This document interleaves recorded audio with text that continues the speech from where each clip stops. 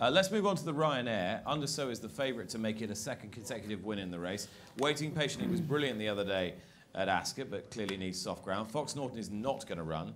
According to the man on my left, Min is not going to run, and Duvan is not going to run. And then you get down to top notch. York Hill is definitely not going to run.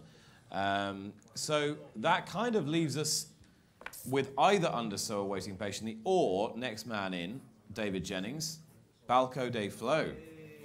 Let Paul speak. If Waiting Patiently runs, the ground will be soft and it'll win. Totally agree. But he ain't going to run.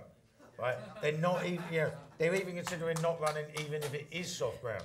They've said all along, Cheltenham is not the be-all and end-all with this horse. They want to go King George next year. Malcolm Jefferson was never that keen on running him here in the first place.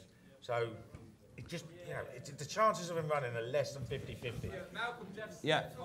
All right, whoa, shush. You got plenty of time to answer later. Right, Luke Harvey. Wait, I'm coming back. Luke Harvey, I'm coming back to DJ in a minute. Look, if Waiting Patiently does run, I don't think the ground's going to be soft enough for him.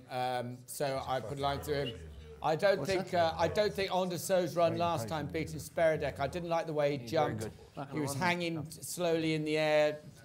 He just looked laboured at his fences. So I wasn't particularly impressed with him.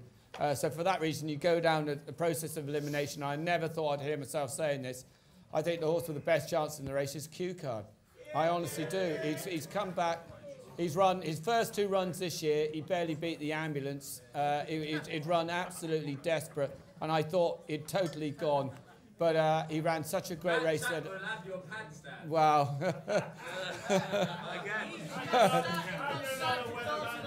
No, that's rather put me off my stride. Pat Chapman taking my pants down. But anyway, I suppose it's better than the other way round, isn't it? But anyway,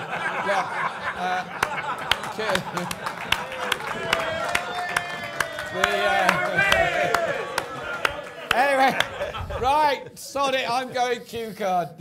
And I think you're right. Right, David Jennings, why is this Balco de Flo your price boost? You haven't given a chance to. You haven't had a chance. I haven't given you the chance to show you working, so you can now. How long have you got? I just with this race in particular, like Luke, I'm a huge Underso fan, and I think he's probably one of the most underrated horses in training. But the last time at Ascot, I just thought everything was a little bit laboured, a little bit. He was hanging in mid-air, wasn't he? Bizarrely, I watched the race in the nav and press room, sitting next to Willie Mullins, which was a kind of a strange to see Willie during a race, to see his quirks. Did you say to Willie, he's not jumping great, Willie, to be honest? No, but Willie was actually commenting as each fence was coming up, so he was kind of like, he's okay there. You know, he was obviously muttering to himself a little bit, but I didn't think he didn't jump poorly, but he just didn't jump Underso like. And look, he's favoured for the race, and he's favoured for a reason, and he's likely to have probably the softest ground he's ever ran in at Cheltenham, so he deserves to be favoured. But in Balco de Flo, you've got a horse here that is potentially very, very good, and is probably Michael O'Leary's best chance of winning the race.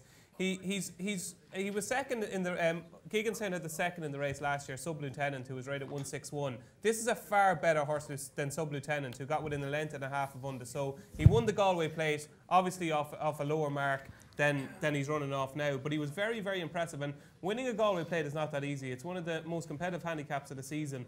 And I thought his run behind Road to Respect was a cracking run. He doesn't fully stay 3 miles. I think the Ryanair trip is perfect. Everything has been going swimmingly since Christmas.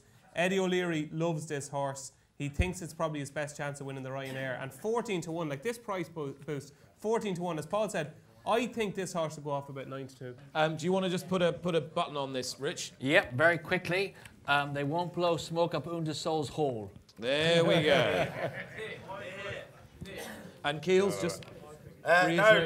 sometimes you get the wrong side of one horse, and no matter how many times they win, you stay on the wrong side of it. I've been like that with Underso all my life. I've been, just trying to get it beaten this time, that time, next time, and I'll try again. Last year's Ryanair worked out absolutely shocking. The 7 horses that finished behind them, and 1 from 22 since. It's a shit race. They've all, this is still potentially a better race. Q Card's, we talk about Underso being a great horse. He's won 20 races, right? He doesn't have a big figure like other horses do. Q Card actually has 8 8 performances, according to our Racing Post handicapper, the better the undersow have ever run in his life. But the only problem is, the last time a 12-year-old won a Grade 1 at Cheltenham Festival was 1973, I think, something like that. So it's a long while ago. I've backed Balco de Flo. He was absolutely cruising in front of the JLT last year, 4 out before he came down. He was 40 to 1 in the morning that day. He went off 16s. He was, you know, he was tidily backed at big odds. And let's see, he won that Galway Plate really easily. Cracking run last time. The only time since the Galway Plate that he's had decent ground. And if he gets decent ground, he cannot be out of frame. You get 14 to 1. You know, we know all you punters are shrewd. You can get rid of that and have a free bet. All righty, so Q card, a couple of Balco de Flows.